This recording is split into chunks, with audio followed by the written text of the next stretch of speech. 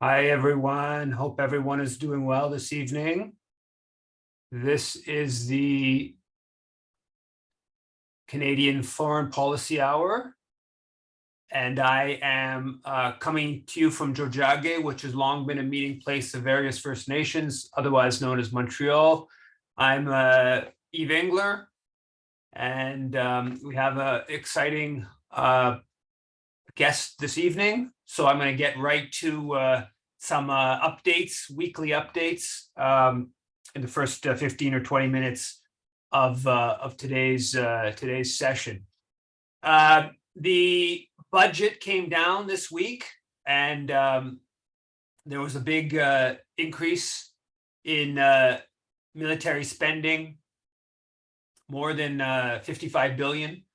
That was announced in new spending for the military.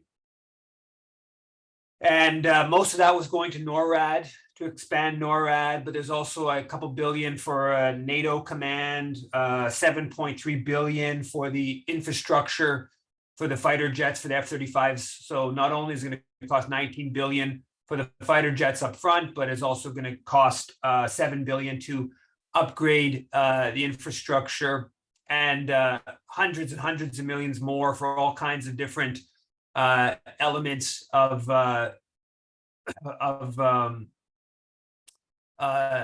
military spending, replenishing ammunition that was sent to Ukraine, etc.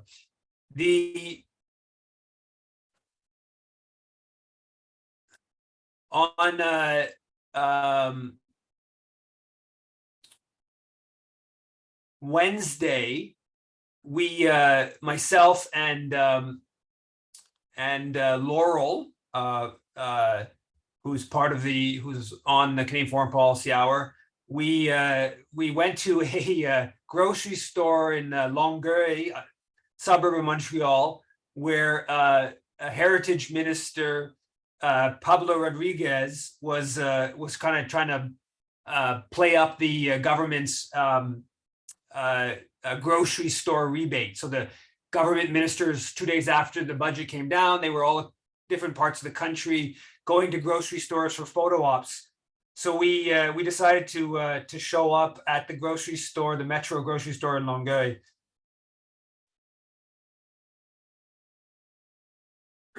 Minister Rodriguez, why does the budget include $55 billion for the military? Don't we want more? Why not more butter and less guns? Can we have more butter and less guns? Can we have more butter and less guns? Minister Rodriguez, you're spending $40 billion on NORAD, $19 billion on fighter jets in the budget, $7 billion on new runways for fighter jets in the budget, right? Got hundreds and hundreds of millions of dollars more, for all kinds of different weapon systems, $600 million for replenishing weapons that we've given to Ukraine, right? Why don't we have more money for butter and less money for guns? Minister Rodriguez. So that was challenging Rodriguez on the budget. Unfortunately, most of the media accounts that I saw about the budget talked about putting more money into the military. It seems like the media commentators in this country, there's no end to which they want more spending on arms, more spending on militarism. But it's, I think, important to do what we can to raise the issue with the ministers and disrupt their little grocery store rebate photo ops that they want to communicate that they're trying to help with people's spending on food, when we know there are many other options for public funding in terms of diverting resources from the military and, quite frankly, many other endeavors that they spend money on. Today's Globe and Mail has an article about the fact that 7 MPs late last year went to Albania on paid trips for the MEK, the Iranian opposition group that fought against Iran during the 1980s Iran-Iraq war, that was listed as a terrorist organization in Canada until 2012, which has worked with, according to New York Times, worked with Israeli Mossad to assassinate Iranian scientists, etc. So Canadian, and the article is pretty, for the Globe Mail, relatively good, was critical of this, saying that this is a group that has no support within Iran, and backing them is just people in Iran who don't like the government of Iran dislike the MEK even more. This follows on this week. Rob Oliphant, who's the parliamentary secretary to the Minister of Foreign Affairs, Toronto area MP, he attended the event last weekend, 10 days ago, 9 days ago, an Iranian cultural event where there was the former the so-called Crown Prince of Iran, Pahlavi Reza, was there, and one of the speakers, the woman, I'm forgetting her name, with the big hair, based in the U.S., prominent Iranian American activist, she sort of criticizing the Trudeau government, apparently late into the event, and she was basically blaming the Trudeau government for the blowing down of the flight there 3 years ago, or something to that effect, some very sort of extreme comment. And apparently Rob Oliphant, the Liberal parliamentary secretary to Minister of Foreign Affairs, got up and left the event, and apparently uttered something under his breath, critical or whatever. The Conservatives attacked him repeatedly in the House of Commons, and he actually apologized on Wednesday or Thursday, which just speaks to the climate. So basically, the Conservatives are able to frame the Liberals as having not done enough to attack Iran. And the other part of this climate, there was a clip that came out, the MEK produced, of Liberal MP Judy Skro, I believe is pronounced her name, who was at an MEK event about 3 weeks ago in Toronto, or I think it was actually in early February in Toronto. I think I talked about it in previous sessions, and but they put the clip out, and what she says in the clip is pretty intense. So first of all, she applauds the MEK, the NCRI, which is the MEK kind of front organization, and other movements trying to finally get rid of an oppressive group of mullahs that do not deserve to be there. So explicit call for regime change. And then she goes on to say that the MEK's 10-point plan is a, quote, model for the world. So just taking a really maximalist kind of view. And in the House of Commons on, I think on Tuesday or Wednesday, not as extreme, but repeated this sort of pro-MEK kind of position in the House of Commons. So this campaign targeting Iran is really continuing, ramping up, and now, like, the most like hardline, marginal kind of opposition groups, the MEK is widely viewed as like a cultish type of organization, often thought as funded by Saudi Arabia. These groups are now viewed as like sort of mainstream, and Canadian politicians can work with them, go to their events, promote them in the House of Commons. That's how far this sort of target Iran kind of campaign has gone.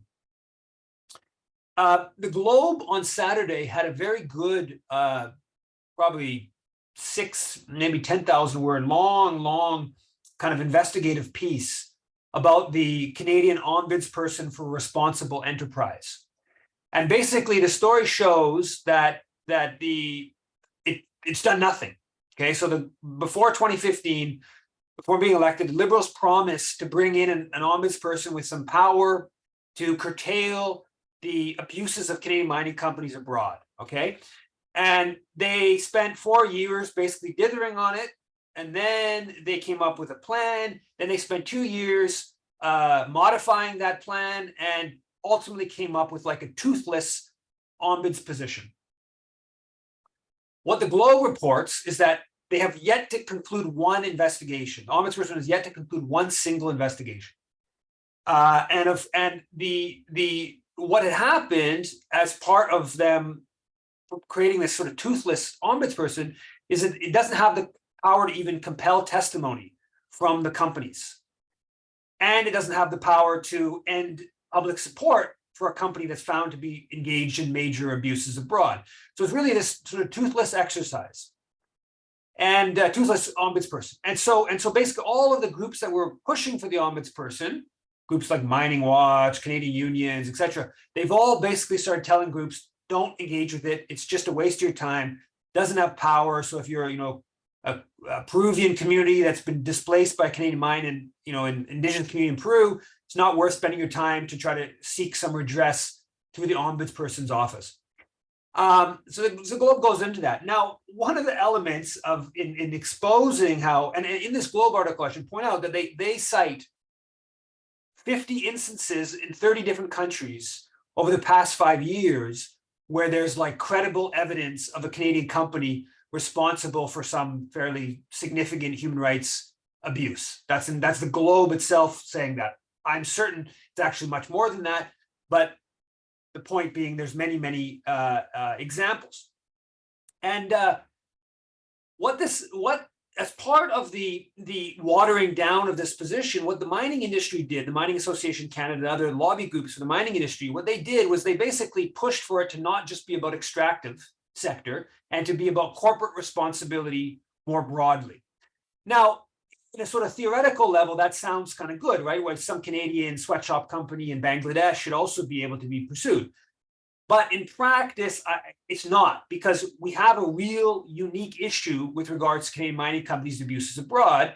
And the ombudsperson is just one piece of a broader kind of challenging of, bringing more restraints and controls of that mining sector, and quite frankly, providing less overt public support through an aid agency, diplomatic realm, Export Development Canada, Trade Commissioner Services, et cetera, of Canadian diplomacy behind the mining sector. So watering or broadening out the mandate of the ombudsperson was part of trying to sort of soften this sort of the political momentum around the Canadian mining sector abroad. And they succeeded in that.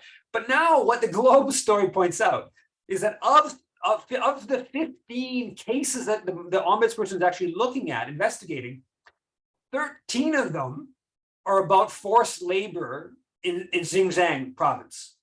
So in other words, it's now become, like, to the extent it's useful at all, and it's probably not even useful on this front, but to the extent it's useful at all, it's being used as sort of like part of this geopolitical battle with China and the whole hyping up the human rights violations in the Uyghurs and that kind of element. So what went from what was supposed to be something focused on this uniquely damaging Canadian mining industry to being something that is now even being sort of mobilized with U.S. geopolitical kind of contain China type direction.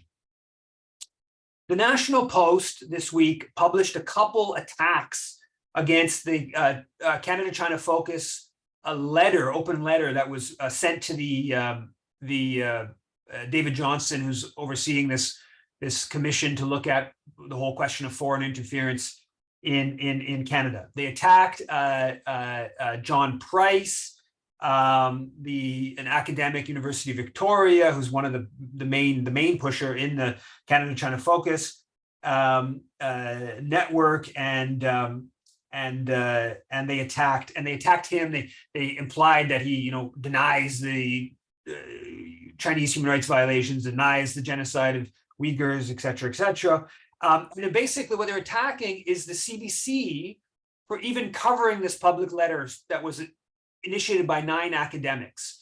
So they're saying that the CBC shouldn't even have covered it because these are, like, as the Terry Glavin put it in the National Post, he said, quote, CBC's platforming of a collection of 9 pseudo-left academics and their lurid claims that racism or the threat of a racist backlash is either behind the recent spotlight on China's election interference operations or just around the corner, waiting to engulf the countries. So they were basically just attacking this letter, and Canada China Focus is a project of the Canadian Foreign Policy Institute and the University of Victoria Global Studies program. So it's just more of this, just, you can't hear even another side that, provides broader context of this whole question of China's interference. The National Post is saying that's outside of bounds. In the budget, the Liberals announced $62.4 million to combat foreign interference. 50 million of that's going to the RCMP to monitor any alleged intimidation of diaspora communities. Obviously, all focused on the idea of China intimidating Chinese Canadians to toe its line or whatever. So there's a ongoing campaign on that. On Sunday, Laurel, myself, and Laurel's sister, Jagmeet Singh was speaking in Montreal, and we went down to try to raise the question of the NDP's policy on China. I have a question for you.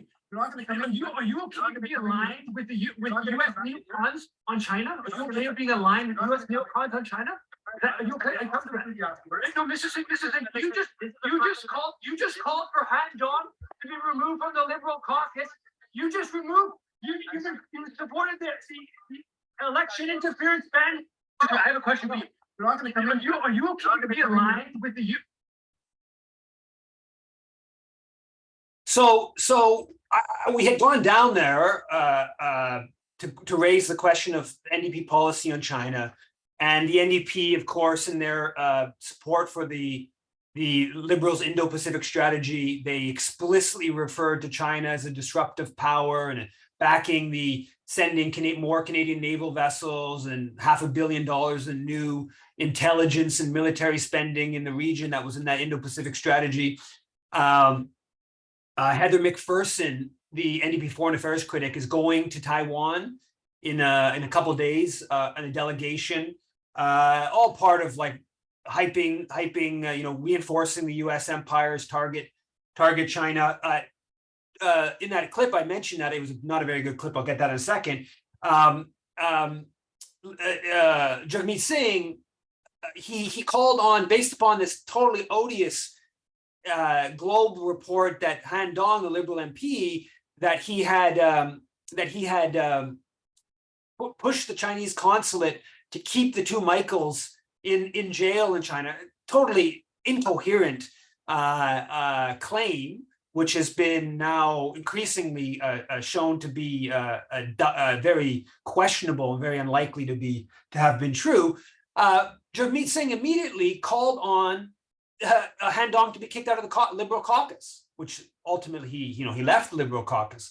So Singh has totally jumped on board on this sort of target China policy. This goes back a couple of years. I wrote about it. I published a piece about it a week ago or so about recent NDP policy on China. Now at that event, which I had registered for, it was like at a cafe, 3:00 on Sunday afternoon. I got my RSVP email back confirming that I was registered, etc. I was going down to ask the question, and I got the guy at the front, who I just assumed was like a greeting person. I had Zuri, my 13-month-old daughter, on my back, who's just greeting people at the front. He says, "Hi, here's the event." I go, "Hey," I go for open the door. I start opening the door. And he says, "What's your name?" And I said, "My name's Eve Engler." And then as I say my name, he basically tries to stop me from going in. And I just basically ignore him and go inside. And like where Singh was like kind of right at the front. So right when I'm past this door, and the guy actually kind of ripped the bag off the back of the backpack that my daughter was in. So he actually tried to physically kind of like restrain me from getting inside. And and Singh was like right there, so it created a bit of a kerfuffle. And anyway, so Singh comes outside because like kind of like right next to him at the front, trying to ask this question. I was actually planning on like, not disrupting the event, but actually listening through and asking. I was planning on trying to embarrass him, no doubt, by raising the question of China policy. But it ended up being a much more kind of like confrontational type of situation than I had planned. But the NDP didn't want that question to come inside. Laurel and her sister, as you see in the video, they came out after. I don't even think they registered. They were able to walk in. But NDP clearly had on the radar certainly not allowing me in, but not wanting to be challenged on some of these issues. So this is, I mean, I think that there's a lot to be challenged on. I think on the question of China specifically, obviously there's other issues the NDP needs to be challenged on in foreign policy, and not just foreign policy, unfortunately. So that is something that I think ideally people will raise these questions elsewhere as well. Now, shifting gears, we are good fortune to have Dimitri Lascaris with us, coming to us from Moscow, I believe. I'm sure everyone here knows Dimitri. Don't need to have a big introduction. Dimitri is a lawyer, once very prominent lawyer, activist, former Green Party candidate for the leadership of the Green Party, and one of the founding members of Disruption Network Canada. And so I thought I'd start off with this report that was produced, came out a couple of days ago. The Globe Mail reported on it, and then get a bit more into some of what he's seeing and thinking from being in Russia. So on Wednesday or Thursday, the University of Regina Department and I believe it's American University published this report titled "Enemy of My Enemy: Russian Weaponization of Canada's Far Left and Far Right to Undermine Support to Ukraine."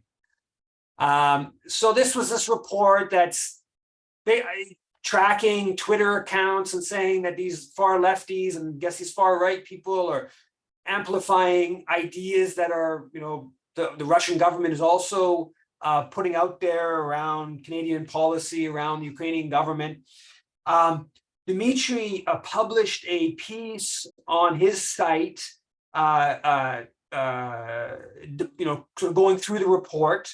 As he put it on his Twitter summary, he described it as a, quote, "a glossy pro-NATO hit piece masquerading as academic analysis. Its obvious goal is to justify even more censorship." So first of all, Dimitri, thanks for coming on, and I know it's late there, so for staying up. But can you just break down this report a bit and your thinking on that? Hey, thanks for having me. Hello, everybody. I think I'll just summarize the report for you, first of all, so you understand what my critique is all about. So the basic premise of this study, or the fundamental core claim of the study, is that Russian disinformation is being promoted on social media in Canada by what it describes as far left and far right Twitter accounts, and that this is happening to an increasing degree. The problem with this study, and if you go through it carefully, you'll see it's actually, the part of it that's substantive is maybe 8 or 9 pages long. It provides absolutely no credible evidence to support this claim, zero. And now, why do I say that? First of all, the authors start by claiming that they examined what they describe as Russian narratives, which they consider to be disinformation. The first problem is that they do not even attempt to establish that any of these narratives are false or misleading. In fact, they admit, almost in passing, that they examined the dissemination of these narratives without regard to whether they had any basis in fact. This is an explicit admission. And they don't even tell us what all the narratives are. They just give us a few examples. So what I did in an analysis of this so-called study that I published on my website is I looked at 3 of these narratives. One relates to the existence of corruption in Ukraine and how that affects the question of whether we should be providing support directly to the Ukrainian government as opposed to providing support to the Ukrainian people through trustworthy intermediaries. That's one Russian narrative. The second Russian narrative is that this conflict, which is in effect a war, albeit through a proxy between NATO and Russia, gives rise to a material risk of nuclear war. So that's the so-called second Russian narrative. And the third Russian narrative, which they claim to be disinformation without providing any evidence to substantiate that, is that NATO expansion played a role in Russia's decision to intervene militarily. So you can see the article on my website. I go through evidence which substantiates each of these so-called Russian narratives. All of it comes from the mainstream, the Western mainstream media. I didn't go to any fringe sources. And I think the evidence is quite persuasive that, in fact, these so-called Russian narratives have a quite considerable basis, in fact. And in being that being the case, how can they possibly constitute disinformation? Just because the Russian government says something doesn't necessarily mean it's false. It could be false, it could be true, it could be partially true and partially false. We should be exercising our independent judgment when the Russian government makes a claim that is of significance to us. We shouldn't simply assume, as they want us to, that everything it says is a lie. So this is the first problem. They don't actually attempt to establish that these narratives are disinformation. The second problem is they do not define what they mean by far right and far left. There's absolutely no information in there on what their definition of far right and far left is. Not only that, they don't disclose what indicia they employed to determine whether a Twitter account satisfies their definition, whatever it may be, of far left or far right. And third, they do not identify a single Twitter account, not one. They claim to have looked at hundreds of them, but they don't even identify a single one which they consider to be far left or far right. And so at the end of the day, and by the way, they admit in a footnote that the determination of whether something is far left or far right is subjective. And so at the end of the day, we have absolutely no way of knowing whether in fact these accounts are far right or far left. For all we know, some of these people could be centrist, some of them could be moderately leftist, moderately right-wing. We simply have no way of ascertaining whether their judgment about accounts being far right or far left was well-founded. And now, quite apart from all of that, there are real concerns about who's doing this study. First of all, in the acknowledgement section, they disclose that this study was generously supported. Those are the words they use. They don't tell us what that means, by agencies of the Canadian government, one of which is the Department of National Defense. And secondly, the 4-member team that did this study appears to have been led by a character named Marcus Kolga. Marcus Kolga is a senior fellow at the staunchly neoconservative Macdonald-Laurier Institute. I think its record leaves no doubt about its neoconservative leanings and its right-wing leanings, I should add. And secondly, he is the founder of an organization called Disinfo Watch. And now Macdonald-Laurier Institute actually doesn't disclose who its donors are. You can find out apparently by going to their offices. You have to physically show up and ask them to show them to you. But they don't actually give you any information on their website. Disinfo Watch, same thing, doesn't disclose who its donors are, doesn't even disclose who its board members are. At least Macdonald-Laurier Institute does that much. However, Disinfo Watch discloses that it has research partners. And one of them is the US State Department. And another one is NATO Stratcom in one of the Baltic states in Riga. And I think we all know what the perspective of those particular institutions is with respect to war and Russia. And the last thing I'll say about Marcus Kolga is that although he is mindlessly embraced by the Canadian media as an expert in disinformation, if you look at his LinkedIn profile, there's absolutely no reason to believe that that's the case. The only post-secondary education that he discloses on his LinkedIn profile is a a Bachelor of Arts in Political Science, which he obtained from the University of Illinois in 1994. And I don't mean to disparage political science. Good on you. You got a degree in political science, but why does that qualify you? Is everybody who got a degree in political science, an undergraduate degree, an expert in disinformation? I don't think so. There's absolutely no indication that he pursued any postgraduate studies. There's no indication that he pursued any studies, whether undergraduate or postgraduate, relating specifically to disinformation or specifically to Russia. There's simply no reason to believe that this man is a legitimate expert in disinformation. So at the end of the day, even though both the Globe and Mail and the New York Times uncritically repeated the claims of this study, the study does not prove a damn thing. And in the current environment, I think we should basically, attach no weight to it whatsoever. What we should attach weight to are the recommendations, because if you look carefully at those recommendations, they are calling for three things. They're calling for more surveillance of online activity, as if we don't have enough. Secondly, they're calling for more censorship.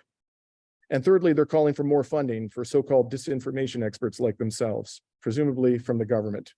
So our hard-earned tax dollars are going to be going to line the pockets of self-proclaimed disinformation experts like Marcus Kolga, if they have their way. I'm already concerned without so-called studies such as these about the level of censorship in our society. I've never seen anything like it. 59 years old. I can't recall a time when it was this bad. The idea that, Canadian universities are pushing out what I regard as fraudulent, so-called academic work to justify yet more censorship is something that alarms me. And it should concern us all. And I should note that NDP Foreign Affairs critic Heather McPherson joined Kolga and a couple other MPs for the launch of the report in the House of Commons, I think on Thursday or Friday of last week. So the NDP Foreign Affairs critic is right there kind of backing this. And also to point out that the Canadian government put up $8 million for this sort of disinformation kind of stuff around Ukraine months back. So there's government funding floating around out there, and this report builds off of a University of Calgary report that was also very dubious, and it cites it in its footnotes and whatnot. So this is something that there's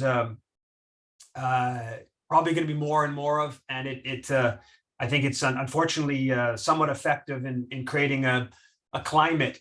Now, I want to ask you about a little bit about your trip and stuff like that, but I did want to, before get into some of that, I did want to say a little bit about what's in the budget, the federal budget around Russia and Ukraine. So there was, as I mentioned, 600 million, a bit over 600 million announced to replace arms that have been sent to Ukraine.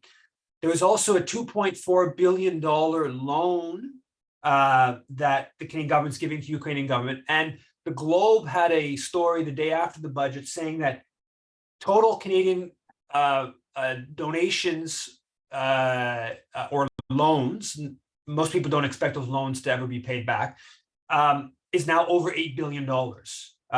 So we're talking about, and they claimed Canada had a higher per capita financial contribution to Ukraine than most other countries. Now getting towards your trip, a couple things. Well, so on Twitter, Elizabeth May attacked you for going. A number of people have been attacking you, and I thought that your response was a pretty powerful one in terms of pointing out the hypocrisy, where you said that basically, well, Elizabeth, have you gone to the US after the US invaded Iraq in 2003? And I don't know the answer for sure, but I'm pretty confident that she has gone to the US. And so, her complicity in legitimating US destruction of Iraq, war crimes, etc., would be the same. Now, but what I thought, that's good in highlighting the hypocrisy, but I think that it maybe downplays a little bit about actually the sort of utility of your trip, in that it's you have a political objective specifically around this trip, that's with regards to sort of understanding Russians who support and oppose the war, their perspective, Also I think probably, making sense a little bit about just Russia in general and sort of breaking down some of the demonization. But yeah, so what's the purpose of the trip, and I guess start off with that. What's the purpose of the trip? And well, you hit the nail on the head, Eve. We get an absolutely unmitigated torrent of vilification directed towards Russia, and a lot of it may be justified. I'm the last person in the world who's going to say, this is a government that appeals to me.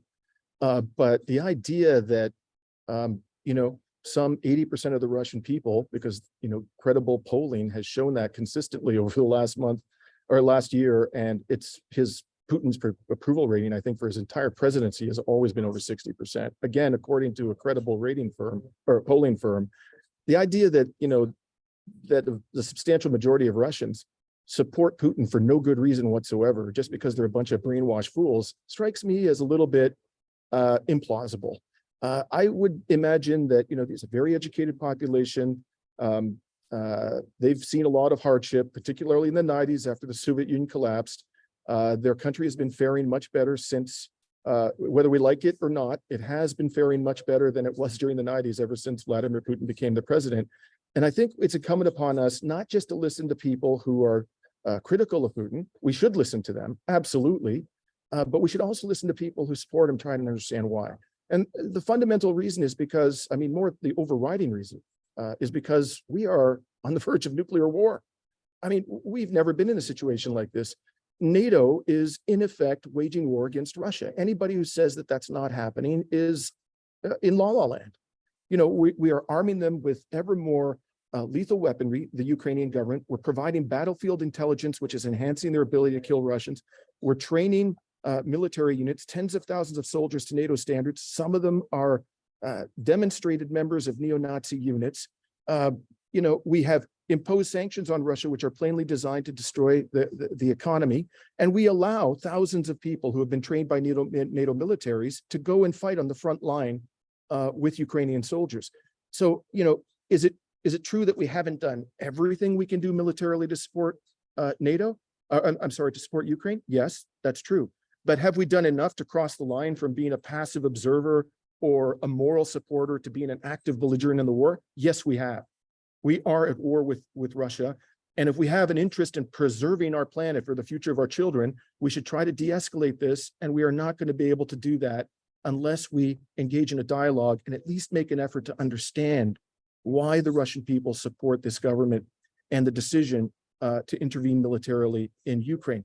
And one thing I want to say, I want to elaborate on these attacks I've been getting, which I find absolutely disgusting and stupid. Okay, for 20 years, the United States has been waging criminal wars of aggression all over the world, not just in Iraq. It did it in Libya, it did it in Afghanistan, it did it in Syria. It was doing it for decades before then. I and countless other Canadians over the past 20 years have gone to the United States repeatedly. It's not just Elizabeth May.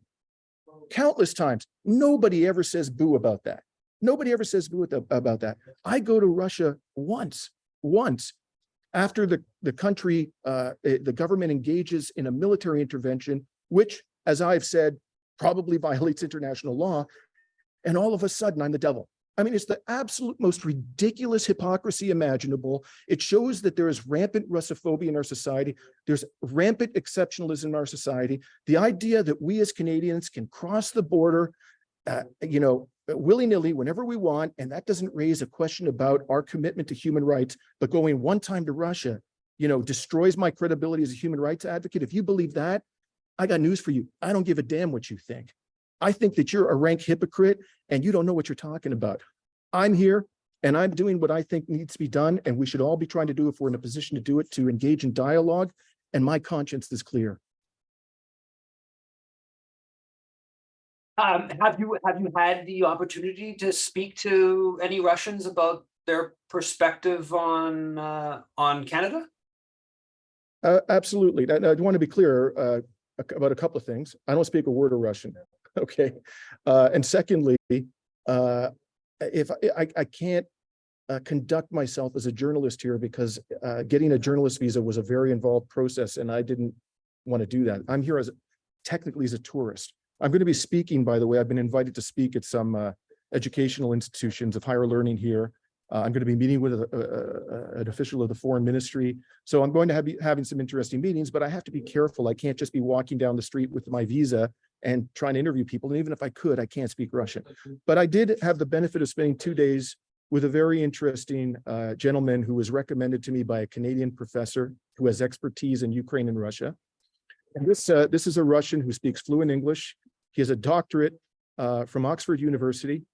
And he spent the last 2 days with me walking around the city. And we had probably 14 hours of conversation as he was taking me around the city and showing me the city.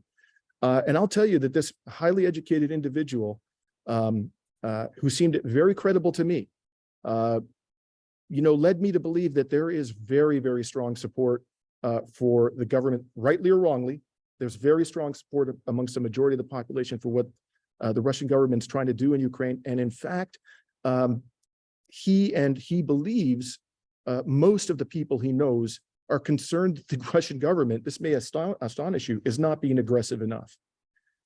So again, whether you agree or you disagree with that, it's important to know what the reality is and not simply assume that everybody here is opposed to the government, but they're simply being prevented from expressing their views. I think there is a good deal of that. I think there is, there is an environment here where it is difficult, especially now that there's a war going on, for people to express dissent. It's too early for me to gauge exactly how bad that situation is, but you do get that sense. Nonetheless, I think there is a lot of genuine support here, and I'm trying to understand why. And I hope to be able to, provide my fellow Canadians with more information about that when this trip is over.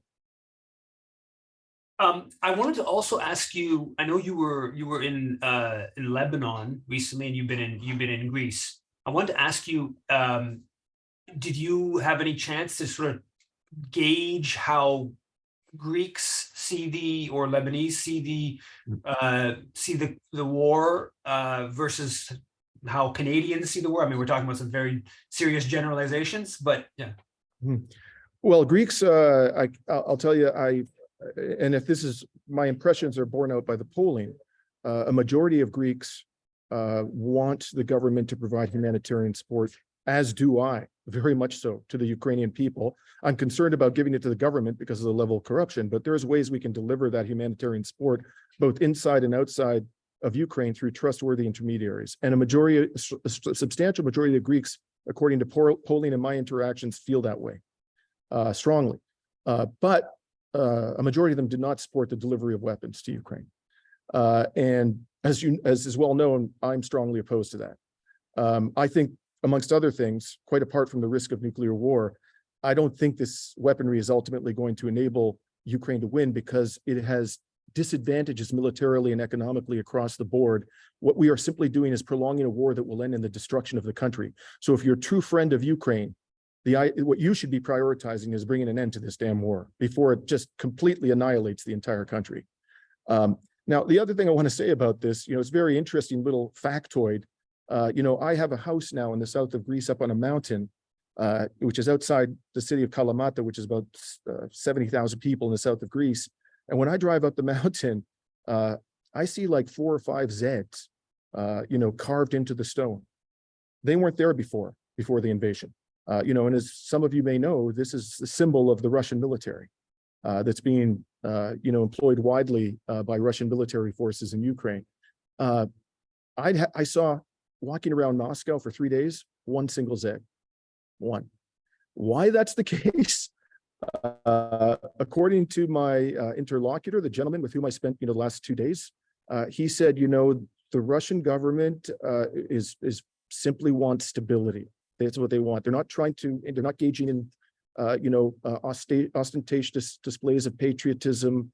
They're not trying to whip up nationalistic fervor. In fact, I think there's a concern in the Russian government that if they do that, there's a large proportion of Ukrainian people in Ukraine, and that could erupt into some serious instability if that nationalistic fervor gets out of control.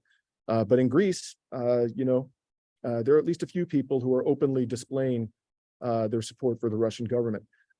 Quickly, in Lebanon, I didn't get the sense that in Lebanon, I interacted with a lot of people. I went to the Shatila refugee camp. I walked all over Beirut. I went down to the southern border, spent time with Lebanese Canadians who now live in the country. And I think the furthest thing from the minds of most Lebanese people is what's going on outside of their country, because they are mired in an absolutely devastating economic crisis. I mean, they have 1 to 2 hours of electricity a day. There's rampant hyperinflation. They're barely hanging on. They don't have a functional government. They haven't recovered from that massive, devastating explosion in the port of Beirut. And I think probably you'll find in the developing world, this is a very common sentiment. Like, we're just struggling to get by. And we don't have the ability to think about conflicts in other parts of the world, including but not limited to Ukraine, because of the suffering that we ourselves are having to endure. Okay, well, I think I'll open it up to the audience to questions. I know Laura, I've made you a co-host, Laura. So if I'm missing anybody, you can unmute yourself, because I had a problem with that last week. But I guess I'll just go ahead, Yuri. Let's try to keep it try to keep things short, because we can go a bit past 7, but not too much past, both for my sake and also it's very late in Moscow. Sure, Eve, no problem. Well then, quick question to both you and Dimitri. Hi, Dimitri. It's great to have you on.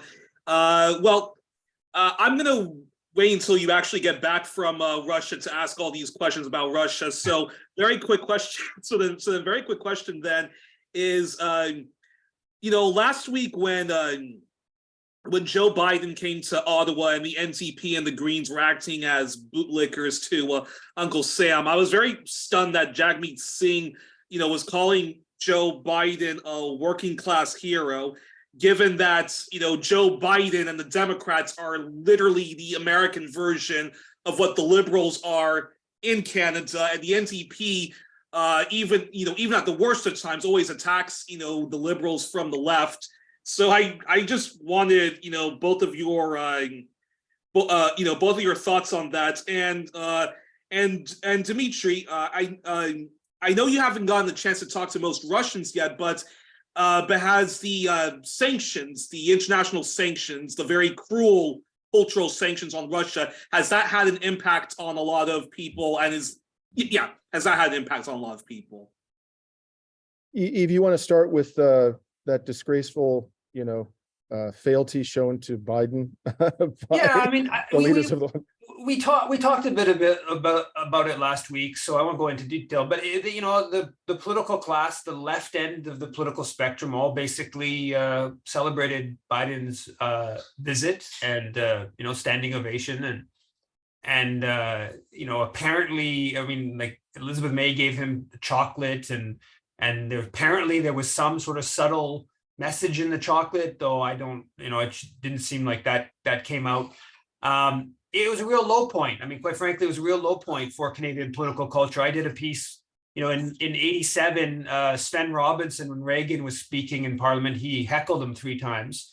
I think at least not standing up to celebrate. But it wasn't even just the MPs. It was also, the head of Unifor, Lana Payne, who's like the left end of private sector, biggest private sector union in the country, and also the head of the Assembly of First Nations.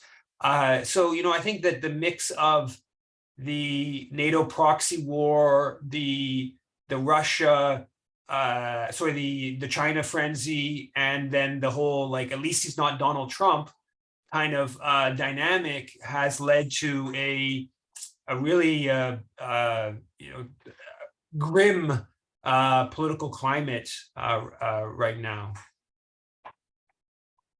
With respect to your question, Yuri, about the sanctions, again, I've only been here 3 days.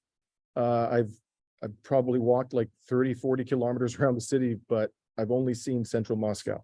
So I'm going to qualify my answer by just noting that. I should also say, I've never been here before, so I don't have anything to compare it to. I can't say, well, things are better than the last time or worse than the last time, because this is the first time. But I have to tell you, I can't see any visible signs of economic stress. I've actually been counting the number of homeless people I've seen. And obviously that involves a lot of subjective judgment, right? Like, a lot of people could be homeless and you just can't tell. But based on sort of the standards I apply when I walk around Canadian cities and try to get a sense of how many homeless people there are far fewer homeless people visible in central Moscow than there are in any Canadian city. Any Canadian city. It's not even close. But there are homeless people. It's just a fraction of what I'm accustomed to seeing in Canada. The shops seem to be full. Cafes are full. I don't think people should get the impression, because it's certainly not mine, that there's a festive mood in Moscow. This is my gut feeling, but having seen people around the city, that it's a somber mood. People are very concerned. Yesterday, there was a terrorist attack in St. Petersburg. An unsavory character was killed, but nonetheless, it was a terrorist attack, and a lot of innocent people were seriously injured. You can imagine that in that environment, and Russia undoubtedly has suffered tens of thousands of casualties in Ukraine, it's a somber mood. Somehow, they're holding it together. And the last thing I'll say about the economic situation is, according to the IMF, Russia is likely to experience economic growth this year, albeit meager economic growth, whereas and greater economic growth than Germany, according to the IMF. And the United Kingdom is getting hammered economically and is predicted to sustain a severe contraction. So somehow the Russians appear to be faring reasonably well under these quite unprecedented sanctions. Mark Haley's next. Yeah, go ahead. But you mentioned in a different call that the credit card issue and how difficult it is to get money. Yeah, I had to come here with a wad of cash. Can't pay for anything with credit card. Nothing. Nor can I use my cell phone. It doesn't function here. Interestingly, NATO and Twitter and Facebook, for understandable reasons, have been deemed hostile platforms by the Russian government. So it's almost impossible for me to access them, which is very annoying. I wish that weren't the case, but it's very tough for a Westerner as a practical matter to spend any time here. Well, go ahead, Mark. I think you should be unmuted. Or you got to unmute yourself, I believe. No, go ahead. Okay, I wanted to thank you for what you're doing. Can you hear me? Yes, Yeah. I can. Thank you. Okay, and it's unbelievably important. Thank you. The whole world should be acting on this.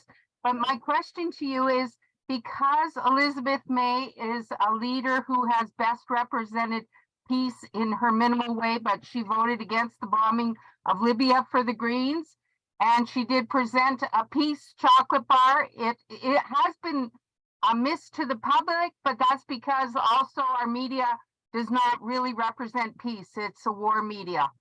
So she is a leader who has done the most to promote peace through the Green Party. And I want to know, did you talk to her before you left and explain to her why you were going and the benefits of it? Well, it won't surprise you to know that Elizabeth May and I have not been on speaking terms for some time. And by the way, that's not because of me. I've made clear through intermediaries for years that I would be prepared to sit down and try to hash out my differences with Elizabeth May. She has no interest in talking to me. Well, I'll be writing to her about that. Please do, and my offer remains open. If she wants to talk to me about any issue, including my visit to Russia, I'm happy to do that. In the interim, given the inability to communicate with Elizabeth directly, and it's not primarily for her, I wanted the people who follow my work and who've supported me in my past to know why I came here. I've been very clear about this. I put a statement on my website. Hamilton Coalition to Stop the War held an event. We recorded it. I posted that on my website, all devoted to the question of why I'm coming here. There's no secret. I've been very transparent about that. I've also said very clearly, no one invited me. No one's paying my bills. I'm not getting a penny of compensation to do this. And I feel blessed to be in a position to do it with my own resources. The only other thing I want to say, I agree with your characterization of Elizabeth relative to other party leaders. Yeah, she's head and shoulders above them. I totally agree what you said about Libya. She has called, I think she's like the only party leader who actually stood up in parliament and chastised the government for not pursuing diplomacy with respect to this war. But we also should recognize that Elizabeth, when she became the leader again, she changed the policy, very clearly changed the policy that Amita Kutner had put in place of opposing weapons transfers to Ukraine. And she's been unambiguous that she now supports them, albeit with some undefined limit. And I think that it's important for somebody in parliament to take a stand against weapons transfers, because right now there's complete unanimity on that score, even though a substantial percentage of the Canadian population opposes them. It's not just some of the people on this call. There's millions of Canadians who do not support weapons transfers to Ukraine, and nobody in parliament speaks for them. Yves Hans Molik. Yes, of course, I would like to extend my gratitude for your courage. Thank you. From a German perspective, we've seen some interesting developments, and I wonder whether they've registered in Russia. The latest one is the son of Willy Brandt has joined an appeal, and there is supposed to be a Easter Monday march in Frankfurt to follow up on the event 3 weeks ago in Berlin, which was characterized as the ultra-left and the ultra-right. This group of many prominent academics and more notably trade unionists is characterizing itself as coming from the societal middle, if you will. Has any of this registered in Russia via media, or are you able to tell? And if nothing else, what is your assessment personally of these developments, if you are aware of them? Oh, I'm aware of them. Absolutely. The Russian population is assiduously following the discourse in the West about this war. I follow, because I want to inform myself about the perspective, I follow 6 or 7 pro-Russian Telegram channels. I probably spend far too much time reading them than is good for my health. And half of them are in English and half of them are in Russian, but Telegram has this little translation function, so I'm able to understand.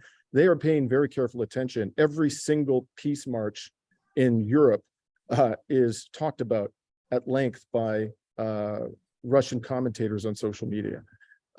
Personally, I feel that this is a very encouraging development. I feel, I spend a lot of time in Europe nowadays, not Russia per se, particularly in Greece. I feel that there's a groundswell of opposition to the arming of Ukraine. That ridiculous characterization of these German anti-war activists being far right and far left. There are polls in Germany showing that a majority of the German people are opposed to the delivery of Leopard tanks. What are these all? Like 60-70% of the German population is far right and far left. I mean, this is ridiculous. And the German government simply disregards what they want. So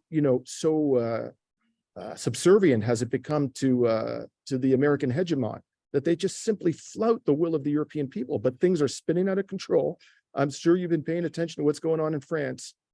I think France is on the verge of an out-and-out rebellion. Arguably, it's begun. So whatever the media may be telling you, there's a lot of people in Europe who are getting worked up about this war. Okay, Yves, it's Suzanne Dirks. I'm sorry. Suzanne. Hi. Yeah, hi. It's actually Anne. Shing's my husband. But I'd like to ask. Thank you, everyone, for doing what you do. It's wonderful. I'd like to. Dimitri, you said that there is a degree of censorship in Russia that you feel like. I know you've been there only 3 days. I'd say we have a strong degree of censorship here. Can you compare the two? And also, in light of the comment you made about peace marches, should we start going out on the street and showing ourselves? And where do you see this going? I think it's a legitimate question whether there's more censorship here or there, where you are or where I am. Okay, I'm not sure. I need a lot more information to make that determination, but man, censorship's gone wild in the West. You know, they immediately banned Russia Today and Sputnik. Are they pro-Russian? Of course they are. But aren't our media networks pro-NATO? I mean, give me a break. How many times have the mainstream media lied to us about war? They virtually lied in unison about weapons of mass destruction in Iraq. And we're supposed to trust these people and distrust the Russians? I mean, it's absolutely ridiculous. Ridiculous. And now they're talking about getting rid of TikTok. You know, as if TikTok has become this huge surveillance network. You know, Edward Snowden revealed to us on pain of his liberty that all of the major social media companies and communications companies in the United States were in bed with the National Security Agency spying on us en masse, you know, and they're worried about TikTok. Are you kidding me? And then there were the Twitter files recently where, you know, and he was vilified for it, but Matt Taibbi basically had, you know, the files of Twitter thrown open to him by Elon Musk. And by the way, I'm no fan of Elon Musk, let me tell you. But what that revealed was shocking, shocking. You know, the American intelligence community was basically directing Twitter, telling them, you delete this, you delete that, with no evidence given whatsoever that the people who were being suppressed were spreading disinformation. They were simply taking orders from Washington. So I don't know where it's worse. It's a legitimate question. Nobody in Canada, the United States, should assume that things are significantly better there than they are here from a censorship perspective. Thank you. I think that's it, E. Well, I'll one more question maybe for Dimitri. I'll add a few little bits. A couple pieces I did want to mention. So the Security Council voted to not have a commission into investigation into the Nord Stream pipeline bombing. 3 countries voted in favor and 12 countries abstained. I think Russia, China, and Brazil voted to have an investigation.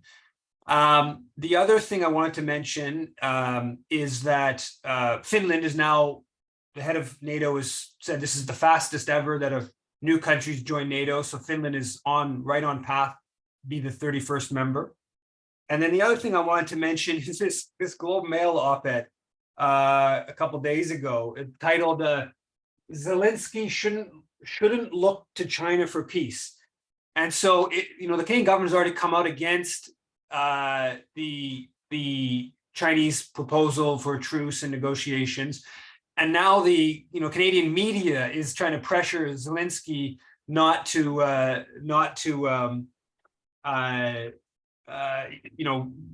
take China's proposal seriously. So I just wanted to finish off, Dimitri, with so your perception and a kind of broad geopolitical kind of dimension to things. I think this is the most dangerous moment in human history. It's as simple as that. We are on the verge of a nuclear annihilation. All it takes is just one missile going astray. It almost happened, by the way. It almost happened when a Ukrainian anti-air defense missile landed in Poland and killed 2 Polish farmers. And then Zelensky lied through his teeth and claimed it was a Russian missile, even after the Polish government and the Biden administration said publicly that it was a Ukrainian missile. He kept lying. The man is trying to suck us into World War III, and we are on the verge of World War III. So we need desperately to de-escalate this conflict. We need to put aside our differences as quickly as possible before this thing spins out of control. And if you think that this is going to be over, if by some miracle Russia is defeated, if you think that's the end of this, you're smoking dope, because the next thing they're going to do is go after China. There will be a proxy war in the South China Sea, and we will not be so lucky as to survive that one. That will end in nuclear war. Yeah, and that was a big part of the point of this column in the Globe and Mail, which was to say that Ukraine should be working with Taiwan against China. So they're doing it from kind of the other way around, but they're very explicitly connecting what's going on in Ukraine to what's going on with China, the U.S. ratcheting up tensions with China over Taiwan. So on that note, thanks Dimitri for coming on, and thanks everyone for joining tonight's session. And same place, same time next week. Take care, everyone. Thanks, everybody.